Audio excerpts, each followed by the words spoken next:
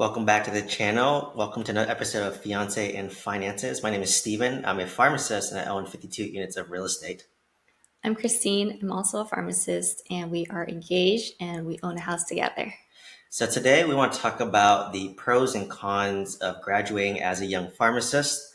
For some background context, for those who've been following me, you know that I graduated pharmacy school back in 2013 at 23 years old after doing a 5-year accelerated program at the University of Pacific.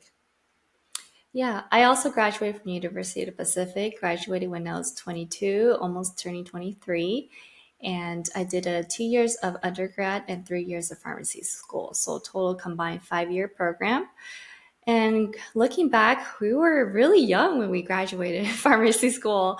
I feel like I wasn't ready for the real world. I remember when we first got into undergrad, we all had to take a class called professionalism, and that was taught at the pharmacy school side. We would learn about the basics of just looking nice, wearing white coats, talking professionally to your peers, and talking to the patients as well. It was just a really useful class looking back because that was probably the most useful class that helped us get ready to be a pharmacist. Yeah, to kind of set the stage, imagine, we graduated at 22, 23, which for most people, that's just graduating undergrad, right? Like usually you enter a graduate level program when you're 22, 23, but we already finished a doctorate level education. It's a doctorate of pharmacy degree. Not many people know that.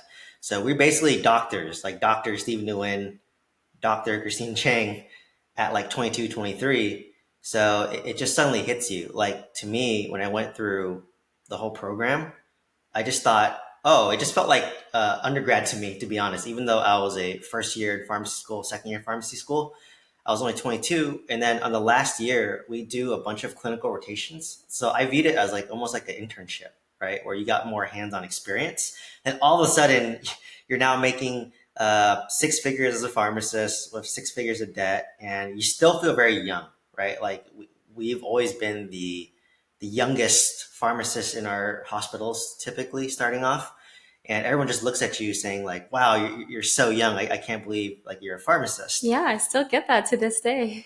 Yeah, yeah, and what's even crazier is because we're so young. By the time we're like 26, 27, that's when most people graduate pharmacy school. We already have like 3 to 4 years of experience.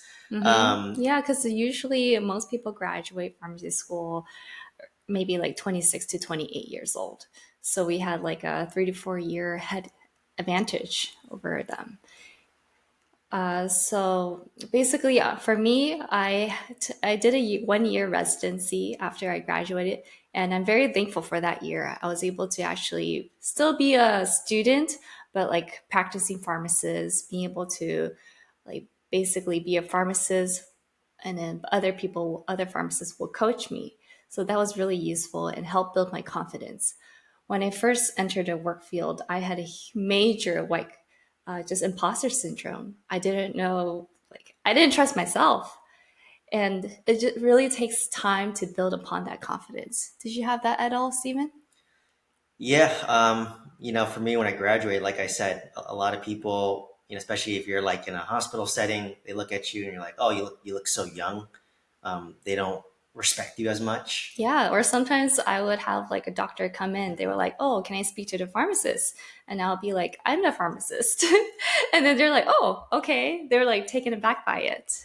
Yeah, yeah, and you just get a lot of comments like, I remember when I was first hired, they're like, "Oh, like what high school did they take you out of?" Right? Yeah, or they would kind of question you, like, "Oh, where did you go for pharmacy school?" Like they would kind of test you to make sure that you actually know the knowledge, and hmm you can like build a rapport with them. And what's even funny for me is, I became a director of pharmacy at like 27 years old, which is like, that's when most people graduate pharmacy Yeah. school. And I remember like, you just get a lot of side comments like about your age. They would say stuff like, "Oh, if you had more gray hairs or white hairs, people would take you more seriously." So it's just a lot of, those comments that you get when you're young, especially when, everyone else around you in healthcare is older. So that's definitely kind of one con of being a younger pharmacist. And it's kind of hard to hide too. Like even though I'm talking on the phone, younger people they talk in a certain way compared to older people, so Hmm. it kind of gives you out even on the phone. Or like when they talk to you on the phone, they see you in person. There's kind of like a shock to them, like, oh, I didn't expect you to be this young looking, or True. this stature. So that's definitely one con. But obviously, fast forward to today, no one says that to me anymore.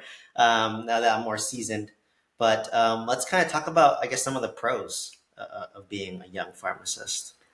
Well, the main thing is just graduating early, being free.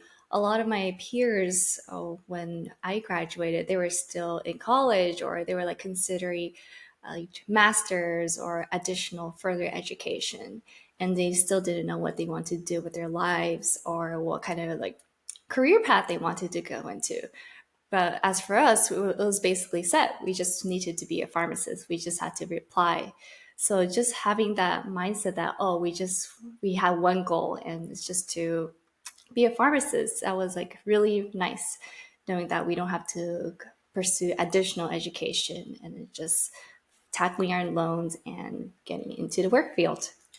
Yeah, so for context, like most people do not know they want to become a pharmacist at high school. Like I didn't know, I don't think Christine knew either, No. to be honest. But what was nice about being on that track was that it just was you knew where you're going. Like it's some type of peace and calm knowing exactly what you're going to be, right? Right. And honestly, like most people view pharmacists as those pill counters at Walgreens, CVS. We work in the hospital setting, but there is some niceness and clarity just knowing where you are. Because I feel like a lot of people, especially our age, they struggle with not knowing what to do or changing their mind constantly, right? Like they might say, I want to be a doctor. No, I want to be a pharmacist. I want to be a dentist. Like it just a lot of jumping around, and that creates a lot of delays, right? It ends up extending your schooling. It extends your undergraduate. It's gonna maybe take you longer to get into a graduate level program when we already been working as a pharmacist already.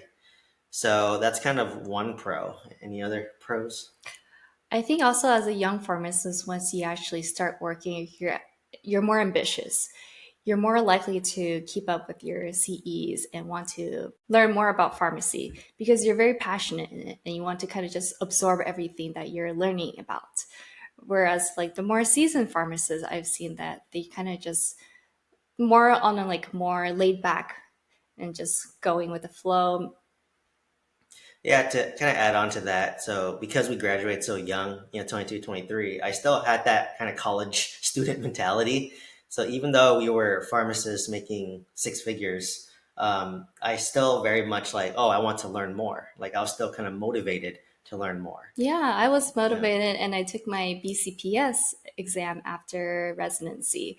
And then it's just these little things that kind of like push you and make you become a better pharmacist, especially in the hospital setting, because there's so many new drugs that are coming out. You just want to stay on top of it. Yeah, and for those who don't know, BCPS is kind of a board certification for pharmacists. Typically, it's for hospital pharmacists. So, kind of the last pro I kind of want to dive into here is obviously opportunity costs and financially. So, by graduating at 22, 23, which is about 3 to 4 years sooner than most pharmacists, obviously we get to make money sooner, right? If it takes me 3 years longer to become a pharmacist and the average pharmacist makes $150,000 a year, you're basically giving up the opportunity cost of making $450,000. Plus, on top of that, your interest, your student debt interest will compound over that time too. Right. So if I went the traditional route, it would take me 8 years, and then I'd have 3 more years of compounding student debt at 7% interest, and lose out on the opportunity of making about $150,000 a year over 3 years. So if you kind of add that up, that I can't even quantify that. That's almost like $500,000 in like money lost due to opportunity costs. So Yeah, that be really adds up over yeah, the time of your life. yeah. So because we were able to like graduate sooner, make money sooner, and pay off our debt sooner, it gave us like a stronger financial foundation compared to like other pharmacists like around our age. Yeah, especially like fast forward now. I'm almost turning 30, and I own a house. And I don't think I would have been able to do that if I graduated like at the normal age of like 26, 27, because you have to kind of just tackle like one thing at a time, from student debt to other loans, car loans, and then maybe work your way towards paying down like a down payment for a house. Yeah, so for to put that in perspective, like Christine is like almost 30 and she basically paid off her student debt already. She owns a home already, but most pharmacists graduate at like 26, 27. If you do a 1 year residency, it's 27, 28. And now Yeah, they're just trying to literally, they have a bunch of student loans and they're just trying to save for a house and plan for like a wedding and life and all that. So it just, see, we have such a head start, fortunately. very grateful for Yeah, that. compared to our peers. Anyways, hopefully you got value from this episode. Please let us know if you have any questions or comments. We'd love to answer your questions. If you're looking to uh, buy multifamily real estate, some guidance, check out the link down below.